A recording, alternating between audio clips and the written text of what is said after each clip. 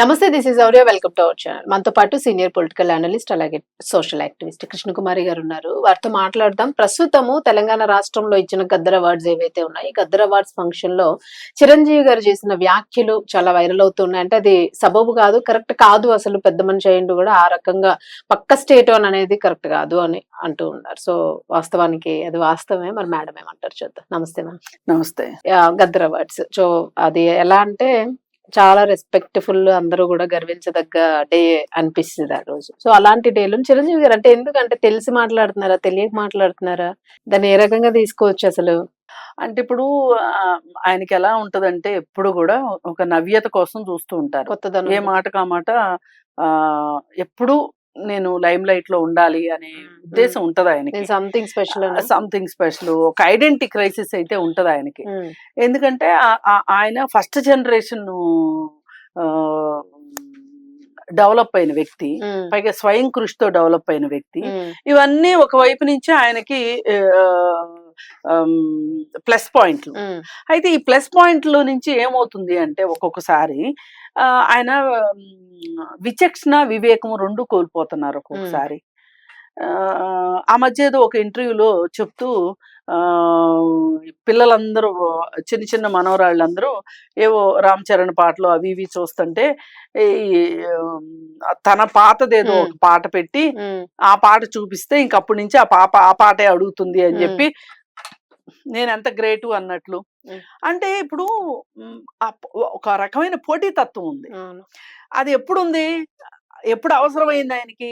ఆయన కెరీర్ మొదట్లో ఆ పోటీతత్వం ఉండాలి. ఎవరికైనా పోటీతత్వం ఉంటే మంచిదే, కానీ ఒకప్పుడే పనికొస్తుంది. ఒక లిమిటెడ్ గా ఉండాలి పోటీతత్వం అనేది. అలా కాకుండా ఇవాళ నేను కొంతమంది తల్లుల్ని తండ్రుల్ని చూస్తా ఉంటాం, పిల్లల కంటే ఎక్కువ మేకప్ అవుతుంటారు. అవునవును. అది ఏంటి, ఏం సూచిస్తుంటది అంటే మేము యంగ్ గానే ఉన్నాము, మేము ఇంకా ఈ టైం ఇంకా మాదే అనే తత్వం. అంటే ఏంటంటే మేకప్ వేసుకోవడం గురించి కాదు ఇక్కడ పాయింట్. వీళ్ళ మనసులో ఉన్న ఒక ఇది ఉంది చూసారా, ఆ ఫీలింగ్ ని మేకప్ రూపంలో బయట పెడుతుంటారు వాళ్ళు. ఇది నీకు పోటీ పట్టడానికి కూడా ఏదో అంటారు చూడండి, సమఉజ్జి అంటారు కదా. ఇప్పుడు నువ్వు నీ వయసు వాళ్ళతోటి పోటీ పడాలి కానీ చిన్నపిల్లలతోటి పోటీ పడ్డం ఏంటి అని మనకు అనిపిస్తా ఉంటది, పైచ్యంలాగా అనిపిస్తుంటది ఒక్కొక్కసారి.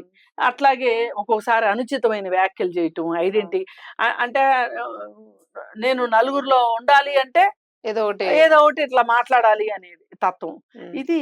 ఈ జాడ్యం ఆయనకుంది బాగా. ఆ జాడ్యంతో ఆయన మొన్న అవార్డ్స్ నిన్ననే జరిగినాయి, చాలా బాగా జరిగినాయి. ఒక రకంగా అందరూ అటెండ్ అయ్యారు, మంచిగా అవార్డ్స్ ఇచ్చారు. అవార్డు సినిమాలు కూడా మంచి సినిమాలు మంచిగా సెలెక్ట్ చేసుకున్నారు, అంతా బాగుంది. అయితే ఆ సందర్భంలో ఈయన మాట్లాడమన్నప్పుడు ఈయన ఇలా పక్క రాష్ట్రం వాళ్ళు కూడా అవార్డులు ఇస్తే బాగుంటది. అసలు ఇప్పుడు ఆ రాష్ట్రంలో వాళ్ళు ఏం చేసుకోవాలో వాళ్ళకి తెలుసు.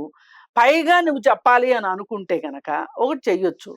అసలు నీ తమ్ముడే అక్కడ డిప్యూటీ సీఎం, నీ తమ్ముడు సినిమాల్లో పనిచేస్తాడు, ఇంకో తమ్ముడు సినిమాలతో సంబంధం ఉంది ఆయనకి, ఆయన ఇప్పుడు ఎమ్మెల్సీగా ఉన్నారు. నువ్వేదైనా సలహా ఇవ్వదలుచుకుంటే వాళ్ళకి ఇవ్వచ్చు. అసలు నువ్వు ఇక్కడ సభాముఖంగా అంటే ఎవరికి అర్థం కాంది, ఎవరికీ తెలియంది, నాకే తెలిసింది అని చెప్పుకోవాలని తప్పితే అది తప్పితే ఇంక వేరే ఏమీ లేదు. ఇప్పుడు ఆయన పుట్టింది కూడా ఏపీలోనే అనుకుంటా కదా మేడం, ఆంధ్రప్రదేశ్ లోనే కదా పుట్టినట్టున్నారు, మరి పక్క రాష్ట్రం అని అంటే? అదేనండి, ఆయనకి ఐడెంటిటీ క్రైసిస్ ఉంది. ఆ ఐడెంటిటీ క్రైసిస్ లో నుంచి పుట్టేది ఏం పుడుతుంది అంటే, ఎవరు మాట్లాడింది నేను మాట్లాడాలి, అందరికంటే ముందు నేను మాట్లాడేసేయాలి. ఏమో ఈ మాటలు ఇంకెవరన్నా మాట్లాడేస్తే లేకుండా పోతే అందుకని చెప్పి ఆయన పేటెంట్ రైట్ కోసం మాట్లాడినట్టుంది తప్పితే వేరేగా ఏమీ లేదు. అసలు మనం ఇంకొకటి ఆలోచించాలి. దరిద్రం ఏంటంటే రాజకీయ నాయకులకు కానీ, డబ్బులున్న వాళ్ళకి కానీ, సినిమా వాళ్ళకి కానీ ఆస్తులన్నీ హైదరాబాద్ లో ఉన్నాయి. అందుకని వీళ్ళందరూ ఏం చేస్తారంటే ఇక్కడ నాయకుల్ని కాకాబడుతుంటారు. ఇక్కడ ఎవరు అధికారంలో ఉంటే వాళ్ళని కాకాబెడతారు. ఈ కాకాబట్టే దాంట్లో ప్రోగ్రామ్ లోనే భాగంగానే చూస్తున్నాను తప్పితే నేను దీన్ని విడిగా చూడట్లేదు. ఆయన కొంచెం వెనకబడి ఉన్నారు, అంటే ఇంక భవిష్యత్తులో ఆంధ్రతో పని ఉండదు అనేసుకుంటున్నారా ఇంకా ఆయన వెనకబడి ఉన్నారు? అసలు అది కూడా కాదండి. స్టూడియోలన్నీ ఇక్కడ ఉన్నాయి. అవును. సినిమాలన్నీ అక్కడ అప్పుడప్పుడు షూటింగులు జరుగుతున్నాయి తప్పితే అందరికి స్థిర నివాసాలన్నీ ఇక్కడ ఉన్నాయి. మామూలు సినిమాకి సంబంధించిన భవనాల దగ్గర నుంచి, ఆఫీసుల దగ్గర నుంచి అన్ని ఇక్కడ ఉన్నాయి.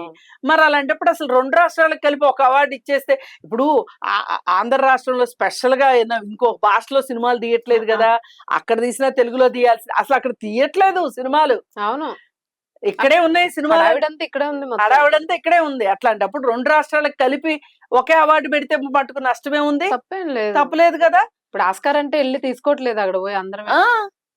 తప్పే ఉంది దానికి. ఇప్పుడు ఫిలింఫేర్ అవార్డులు వస్తున్నాయి, నేషనల్ ఫిలింఫేర్ అవార్డ్స్, అందరూ ఢిల్లీ వెళ్ళి తీసుకోవట్లా. అట్లాగే ఒక సంవత్సరం హైదరాబాద్, తెలంగాణ రాష్ట్రం ఇస్తది అవార్డులు, ఒక సంవత్సరం ఆంధ్ర ఇస్తది. అట్లా ఇచ్చుకుని చేసుకుంటే అయిపోయేదానికి ఉమ్మడి గద్దర్ అవార్డ్స్ అని పెట్టుకుంటే అయిపోతుంది కదా. కానీ లేదు, కలిసి ఉండాలని ఆలోచన లేదు. పైగా ఇక్కడ ఏంటి అంటే, అసలు ఇక్కడ తెలంగాణ వాళ్ళకంటే వీళ్ళకి ఎక్కువైపోయింది. అసలు ప్రజల కన్నా వీళ్ళకి ఎక్కువైపోయింది. అవసరం ఎక్కువ కదా. అవసరం, మరి ఆస్తులు కాపాడుకోవాలి కదా. ఆ కంటెస్ట్ లోనే చూస్తున్నాను తప్పితే వేరేగా లేదు. సరే, ఈయన అయిపోయిన తర్వాత ఆర్ నారాయణమూర్తి గారు వచ్చారు. ఆయన మాట్లాడే ఉద్వేగపూర్వకంగా ఆయన మాట్లాడేశారు. సరే, ఎవరేం మాట్లాడినా ఆంధ్రాలో కూడా అవార్డులు ఇవ్వాలి అనేదే వీళ్ళు మాట్లాడేది. అసలు అవార్డులు అనేది చాలా మంచి విషయం. ఎందుకంటే ఒక కళాకారుడిని గుర్తించటము, అతన్ని కొంచెం నువ్వు బాగా చేసావు అంటే అతనికి ఆ గుర్తింపు, నన్ను గుర్తించారు అనే ఒక సంతోషం ఉంది చూసారా, వాళ్ళకి ఒక తృప్తినిస్తది. అది మంచి పనే, ఎవరు కాదనట్లేదు. మరి ఇంత మంచి వాతావరణాన్ని చెడగొట్టడానికి అన్నట్లు ఆంధ్రప్రదేశ్ ఏదో వెనకబడిపోయింది అన్నట్టు మాట్లాడటం, ఇవన్నీ చూస్తుంటే మరి ఇప్పుడు ఇంత చెప్పే వీళ్ళందరూ కూడా ఎందుకో వెనకబడిపోయింది అని అనే బదులు, మరి మీరు అందరూ వెళ్ళి ఆంధ్రాలో కూడా డెవలప్ చేయండి సినిమా ఇండస్ట్రీని. ఒకప్పుడు మద్రాసులో సినిమా ఇండస్ట్రీని రాష్ట్రం విడిపోయినప్పుడు అక్కడే చాలా సినిమాలు తీసి కూడా కొన్ని సంవత్సరాల తర్వాత మరి హైదరాబాద్కి వచ్చారు కదా, తెలుగు వాళ్ళందరూ వచ్చారు కదా. అట్లాగే ఇప్పుడు ఆంధ్ర అనుకునే వాళ్ళు ఎవరైనా ఉంటే మరి మీరు కూడా వెళ్ళండి, ఎవరు వెళ్ళొద్దు అన్నారు. మేడం, అక్కడ రామానాయుడు స్టూడియోస్ ఉంది, వైజాగ్ మొదలుపెట్టి మరి వదిలేస్తే డెవలప్మెంట్ ఉన్నాయి. అందుకని ఏంటంటే ఇవన్నీ కాదు, అసలు ఇవాళ అవార్డుల పేరుతోటి అప్పుడు అక్కడ సినిమాలు తయారు కావట్లేదు కాబట్టి చెప్తున్నాను నేను. కాబట్టి ఇద్దరు కలిసి సంయుక్తంగా అవార్డులు ఇచ్చుకోవడం ఉత్తమమైన విషయం. కావాలి అని మాట్లాడడం చాలా పొరపాటు. పైగా ఇంకొకటి, దిల్ రాజు గారు ఒక ఇంటర్వ్యూలో చెప్పింది కూడా ఇప్పుడు బయటకు వచ్చింది. ఏంటి అంటే, అక్కడ ఆంధ్రప్రదేశ్ కందులు దుర్గేష్ గారు ఫోన్ చేసి సీఎం గారితో మీ అందరికి మీటింగ్ ఉంది, సినిమా పెద్దవాళ్ళందరికీ అని చెప్పి పిలిస్తే, వాళ్ళు మీటింగ్ అరేంజ్ చేస్తే లాస్ట్ మినిట్ లో మాకు షూటింగ్లు ఉన్నాయి, మాకు కుదరదు అని చెప్పి ఎగ్గొట్టారు. ఇది కరెక్ట్ కాదు. ఒక మంత్రి స్థాయిలో వ్యక్తి మీటింగ్ అరేంజ్ చేస్తే వెళ్ళకపోవడం కరెక్ట్ కాదు అని చెప్పి దిల్ రాజు ఒక ఇంటర్వ్యూలో చెప్పారు. అంటే ఇప్పుడు ఆంధ్ర ప్రభుత్వానికి సినిమా ఇండస్ట్రీ మీద ఇంట్రెస్ట్ ఉందన్నట్ట లేదన్నట్లా? ఉందనే కదా, ఉంది కాబట్టి పిలిచారు. వెళ్ళకపోవడం వెనక కారణం ఏంటి?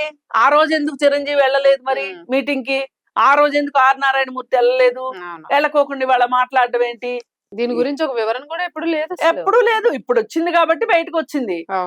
ఏది ఏమైనప్పటికీ అవార్డులు ఇవ్వాల్సిందే. ఇప్పుడు అక్కడున్న పరిస్థితులకి ఇక్కడున్న పరిస్థితులకి మనం పరిస్థితులను బట్టి పోవాలి. సంయుక్తంగా అవార్డులు ఇచ్చుకోవడం మంచిది. వేదికలు మార్చుకుని ఒక సంవత్సరం ఒక రాష్ట్రం, ఎందుకంటే తెలుగు సినిమా ఇండస్ట్రీయే కదా ఇది. ఇప్పుడు అందరం తెలుగు వాళ్ళవి. ఇప్పుడు కన్నడ ఉంది, కన్నడ వాళ్ళు మనం కలిపి చేద్దామని అయితే అనం కదా, తమిళనాడు మనం కలిపి చేద్దామని అనం కదా. 2 రాష్ట్రాల్లోనూ తీసేది భాష తెలుగు భాషే కాబట్టి తెలుగు అవార్డ్స్ అని చెప్పి ఇచ్చుకోవచ్చు, తెలుగు సినిమా ఇండస్ట్రీ అని ఇవ్వచ్చు. తెలంగాణ ఆంధ్ర అని అనక్కర్లేదు స్పెసిఫిక్ గా. సరే, ఏది ఏమైనా ఈ వివాదాన్ని ఇంతటితో ముగించటం అవసరము. ఇలాంటి వ్యాఖ్యానాలు చేసేటప్పుడు మటుకు కొంచెం సంయమనం పాటించాల్సిన అవసరం అయితే ఉంది. Right madam, thank you.